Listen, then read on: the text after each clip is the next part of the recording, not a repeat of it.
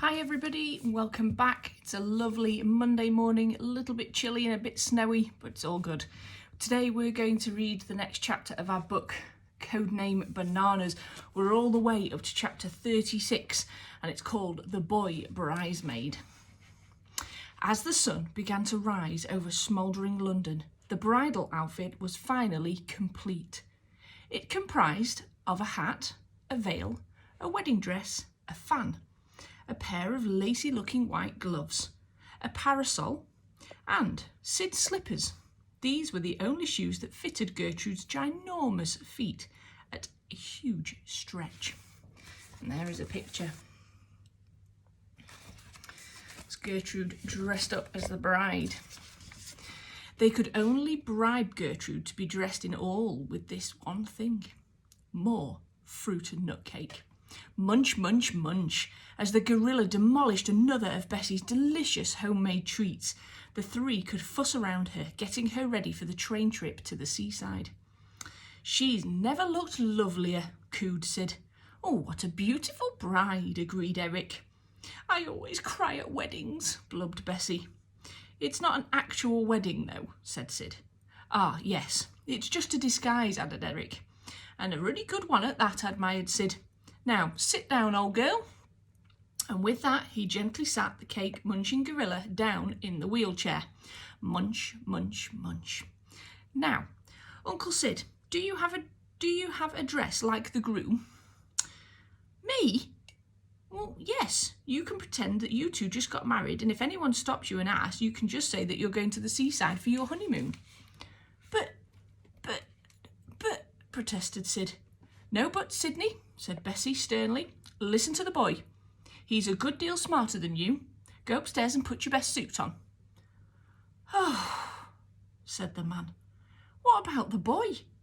"Oh, yes," agreed Bessie. "He'll have to cover up too." Eric shifted uncomfortably in his feet. I know," exclaimed the lady. "You can be a pretty little page boy."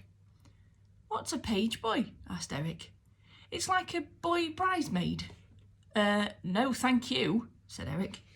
"Oh, come on. Everyone is getting into character and you need to do so too."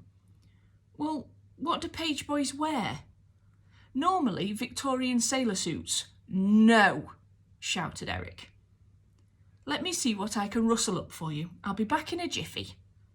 Eric barely had time to sulk before Bessie popped back to the house next door, returned with a ragbag of what looked like her undergarments. "I'm not wearing any of that," huffed the boy. "Wait, let me work my magic," said Bessie.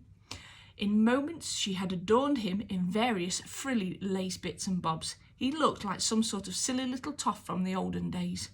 "I'm not wearing this," he grumbled. "There's no time to argue," said Bessie. Just then there was a thunderous banging on the door. "Knock, knock, knock, knock, knock." "Oh no," hissed Eric. Sid was still upstairs getting changed into his wedding suit. "Shall I open it?" asked the boy. "No, no," replied Bessie. "Let's just stay silent and may whoever is there go away." Knock, knock, knock. It was louder this time. "Don't say a word." "Don't say a word," repeated Parker the parrot. "Shut up, you stupid bird," said Bessie. "Shut up, you stupid bird," repeated the stupid bird. Knock, knock, knock, knock, knock. "We can hear you're in there," called a voice through the letterbox.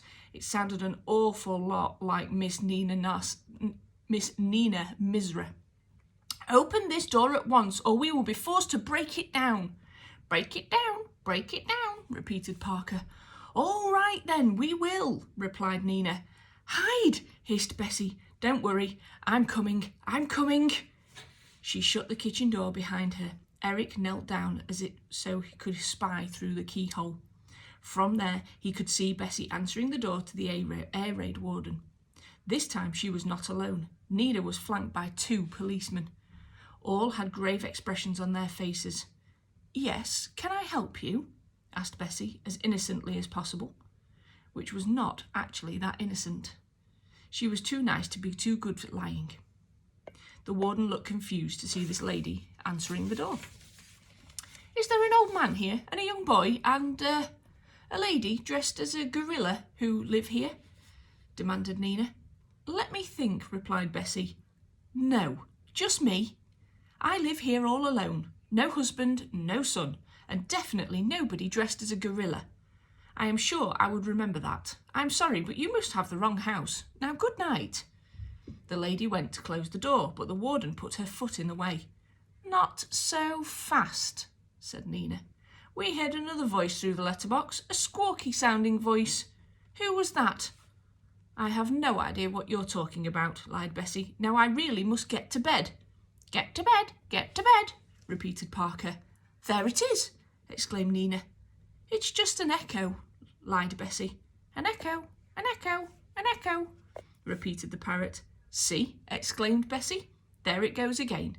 Now, I really am very tired, so please let's call it a night. If I do see an old man, a young boy, and of course anyone dressed up as a gorilla, you will be the first to know."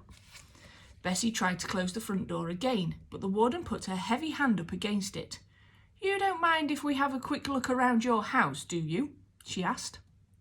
Bessie could protest no more. The warden, flanked by 2 policemen, marched into the hallway. "We will start in there," said the warden, pointing to the kitchen door. Hiding behind the door on his knees, the boy gulped. They were all for it now. But tune in tomorrow to see what happens in chapter 37, which is called Rugby Tattle. Oh dear.